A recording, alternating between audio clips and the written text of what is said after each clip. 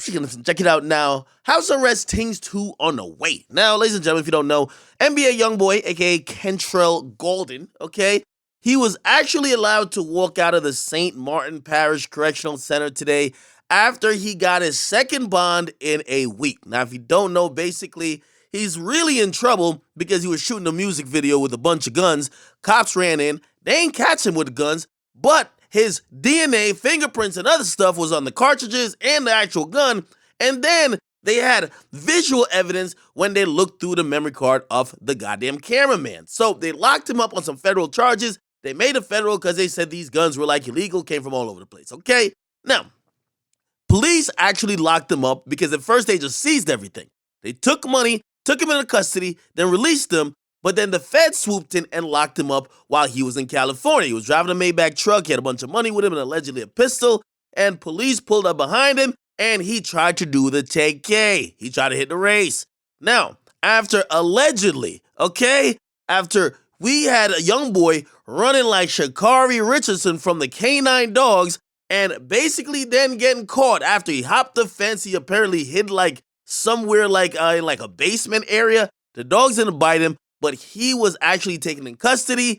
Then we found out the federal implications of the seizure of all them guns and the money from the Baton Rouge situation, okay? Now, this is why he had to get 2 bonds. Because he got a bond on the first thing, which was shooting a music video with a bunch of guns, right? He got a bond for that, and that's when people thought he was going to be released. However, he caught another case when he evaded arrest, right? Like when the police are trying to arrest you and you run, like that's another charge, okay? Secondly, he had a gun in the Maybach truck, so that was another gun charge. Now, essentially, since the bigger case, which is obviously the Fed case, they're allowing him to be on some severe stipulation house arrest.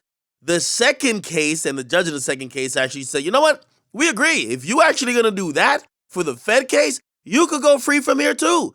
So he was allowed to walk free today. Now, what are these stipulations? First of all, Youngboy and his lawyers try to present everything in the goddamn world for him to get out, okay? They said, listen, you want millions? We'll give you millions. You want me to, like, just be in the house and have armored guards, like all type of Navy SEALs around me? I'll do it. I'll pay for it. I don't care. You want me out the way away from gang members? I'll go to Utah, okay? And essentially the judge said, you know what? I like the fact that you'll do anything to get out. I'm going to agree. Now, the judge didn't make him have to do everything that he said he would have done, right? So he don't have to have like these Navy SEAL people like patrolling the property nonstop, even though he still vowed he would. Apparently something that's going to cost him, think about this, $21,000 per week. $21,000 just for security to keep Youngboy safe in Utah. Come on, man. Utah? Anyway, beyond that, he can't leave the house. It's house arrest. Duh. Third of all, he could only have a limited amount of guests, which is like 2 or 3 at a time. They also have to be registered and they have to be known to the government or his PO officer or whoever the person is going to be communicating with his team, that they know that, number one, he not sneaking felons in there, that they know who's going in there, who's going out. And essentially, he's going to be sitting in Utah until his trial, okay? Again, there was a huge cash requirement, okay? He had to put up either a $1.5 million property bond, which means, hey, if you own a house, you would basically put up a portion of its worth, and that will be pretty much, they'll have a lien on your house pretty much, that they could seize, or pretty much seize your house, or at least, or force it into an auction or whatever if you go on the run. Or he had to put up $500,000, which is $500,000, in a trust account of his attorneys. Now, he did that, right? Which is probably easier to do, right? Transfer $500,000. You know, Youngboy got $500,000, right? Transfer $500,000 into an account, which is a trust. And basically, if he goes on a run or anything, that's the government's money. If he actually puts up the houses later, he gets the money back. And whatever happens with the trial, if he doesn't go on a run, he will get that money back, okay? Now, that's not it, all right? His label actually was in court. His label actually said some good stuff about how they would try to keep him safe. They said because he's an entertainer, and some of the people said, well, you know what, the reason why he's getting in trouble is because he's a rapper and he keep doing these videos with guns.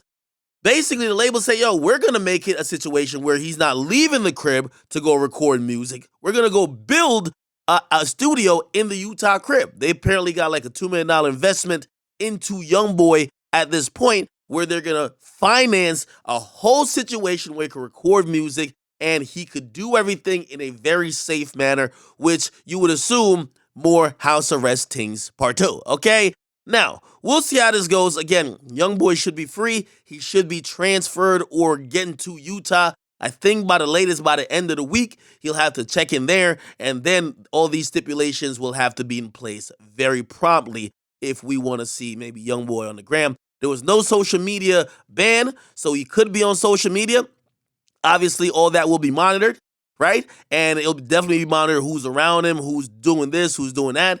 And again, the government really went through his stuff with a fine teeth comb, man. Like, they were really even skeptical about the amount of money like he gave people, right? At first, he said that someone was going to be like a supervisory figure while he's on house arrest. And the prosecutor said, well, hold up now, hold up. I don't know if this is a smart idea, because Youngboy gave that person like $600,000 at one point. And they're like, yo, could somebody really supervise you if you giving them huge wads of cash and you're basically paying them and probably saving them and also financing their lifestyle?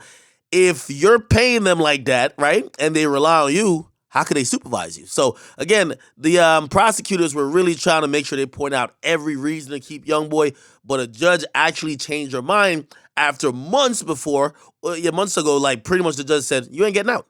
But the judge changed her mind because Youngboy, his lawyer, and his record label pretty much showed that he was willing to do anything to get out, and he was willing to obey these crazy rules, which is pretty restrictive, but that's the only way you could be free until his trial. Okay, I'll keep you guys updated. All right, make sure you guys tune in to my Instagram. You'll see the first post if he does post, if you get back on social media, or I talk to him from time to time. If he hits me up and wants to send a message, I'll definitely let you guys know as well. Get in the comments, you guys like them, subscribe to Akademiks